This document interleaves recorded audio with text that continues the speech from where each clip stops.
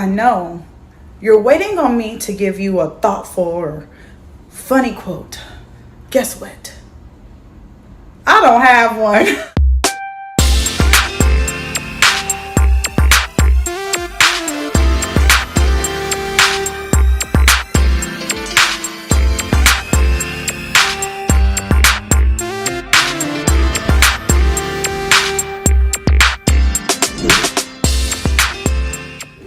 Y'all, my girl, our girl, Lizzo is facing a harassment lawsuit. So 3 of her former dancers claimed they were subjected to a hostile work environment and harassment while being members of her team. They officially filed the complaint on Tuesday in a Los Angeles Superior Court. The suit names her production company, Big Girl Big Touring, and a person described as the dance cast captain as defendants. Now in the suit, one of the dancers said she was encouraged by the singer to, and I quote, take turns touching the new performers while on tour in February. Another dancer accused her of criticizing her for gaining weight while on tour.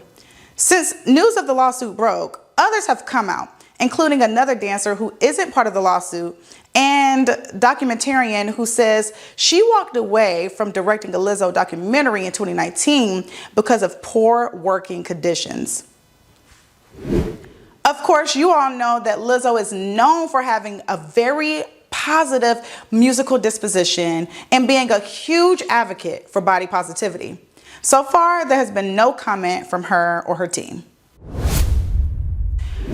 Speaking of which, everyone is talking about the fact that Beyonce didn't mention Lizzo's name at the concert last night, like she always usually does. But to be fair, she didn't mention a lot of her usual names. But who she is mentioning is O'Shea Sibley. He is the black gay man who died following a stabbing at a gas station in Brooklyn. Sibley and his friends were dancing to a Beyonce song at the gas pump when another group of men approached them. Beyonce posted this image on her website, which reads, "Rest in power, O'Shea Sibley." Investigators are now looking for a 17-year-old male suspect in connection with the stabbing. Apparently, this teen has a history of arrests, but he's a minor, so his records are sealed. The NYPD's Hate Crimes Task Force is also investigating. Now, Taylor Swift has reportedly given more than $55 million to her Eras tour crew. I know, right? That's a lot of money. That number includes money that was given to dancers, riggers, sound technicians, and even caterers. Okay, now, according to CNN reports, each trucker received a $100,000 check. That's far above the typical $5,000 to $10,000 bonuses that, you know, some of y'all get every year. And the truck company says it has 50 people working on the crew. They generally live on the road and away from their families for 24 weeks on average, sleeping during the day and working all night long for those Swifties, okay? The checks were handed out in LA ahead of her concert at SoFi Stadium and what the drivers thought was going to be a routine pre-concert meeting.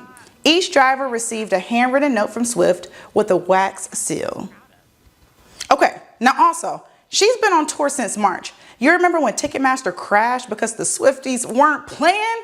Well, evidently it's paying off, literally. Well, each concert includes 44 songs from the span of her career, and even later this month, she'll be heading to Latin America before heading across the pond to Europe, Asia, and Australia in 2024. Okay, so the US, us, literally, we've been knocked down a peg by Fitch ratings. I know you're like, Portia, what is a Fitch? No, not Fitch from Mean Girls, Fitch, okay? It's basically like this thing that rates credit scores for different entities. In this case, the United States is the entity. This is really important, you all, because this could have an impact on mortgage rates, and which are already high, and so many other things. Global contracts, which employ so many different people. Now, the Advocate Channel's Mike Valero is here to tell you more about what it means for you. Historically, the U.S. has always been able to pay its bills. The U.S. has been among the safest credit risks in the world. But credit rating agency Fitch is worried the nation's political climate could make it a riskier bet, subsequently downgrading the U.S. debt rating from AAA to AA+ on Tuesday. The U.S. has only endured a downgrade once before, back in 2011, when a debt ceiling standoff similar to the one from earlier this summer brought the country to the brink of default. But Fitch believes political polarization and uncertainty is on the rise and eroding confidence. What's going to happen with Social Security? What's going to happen with Medicare? What's going to happen with the national debt? There are also some purely economic angles, like the recession that everybody's been talking about for a couple of years that hasn't arrived yet. But that recession may never come. Bank of America abandoning its recession forecast Wednesday as attitudes are brightening amid a strong jobs market and cooling inflation. All of a sudden, a lot of people are saying, maybe the Fed can pull this off and bring inflation down without causing a recession. While the move by Fitch could lead to a tightening of credit, Bankrate's Ted Rossman says it's unlikely consumers will feel the pinch. There are some things people are worried about, but I don't think this downgrade, at least in the near term, affects everyday people in a significant way. Y'all, they done resurrected Bed Bath & Beyond. Yes, I said they done. I had to put some country twang on it. Child, somebody pray for my mom and my auntie now. They're about to spend their money, honey. But it's taking on a new platform. Let me tell you more. Okay, so a month ago, Overstock.com announced it bought the brand out of bankruptcy. And this week, Overstock's website relaunched as BedBathAndBeyond.com. So essentially, it's a merger between Overstock's online business model and some of Bed Bath & Beyond's brand of faves. The CEO of Overstock says his company categories will transition over and new products will also come into play. And they've even added more than 600,000 new products to the site already. Overstock acquired Bed Bath & Beyond for $21.5 million. Jasmine Sullivan said she's not scared of lions or tigers or bears. Well, guess what? I am. However, it doesn't stop me from loving a wacky animal story. All right, check out today's Take a Look at This.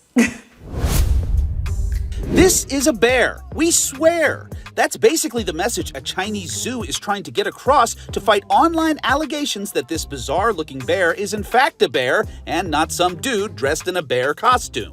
After video of the Malayan sun bear standing on its hind legs and looking uncannily human went viral, it fueled rumors and conspiracy theories on social media because, well, it's social media. The zoo released a pithy statement written from the perspective of the bear, saying, "I'm Angela the Sun Bear. I got a call from the head of the zoo asking if I was being lazy and found a human to take my place. Let me reiterate again to everyone that I am a sun bear." There you have it, folks. Looks like you naysayers are just going to have to grin and bear it. Hooray for Hollywood! Florida Fish and Wildlife Conservation officers for taking care of a big, scaly, scary scofflaw that got loose in a neighborhood. Trappers tracked and took into custody the wily crocodile, which didn't exactly go quietly. It put up quite a fight. While alligators are quite common in Florida, American crocodiles are much more rare and are listed as a threatened and protected species.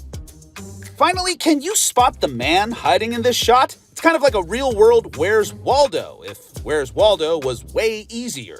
Texas authorities posted this drone video showing a suspected car thief, they say, donned a bright orange road crew uniform and then hid in a stark white patch of brush. If by some chance you haven't spotted him yet, don't worry, the fuzz did. For Take a Look at This, I'm Jeremy Roth. To all of the managers out there that can, always remember, be Taylor Swift when it comes to those bonuses. I'll see y'all tomorrow, girls. Don't look.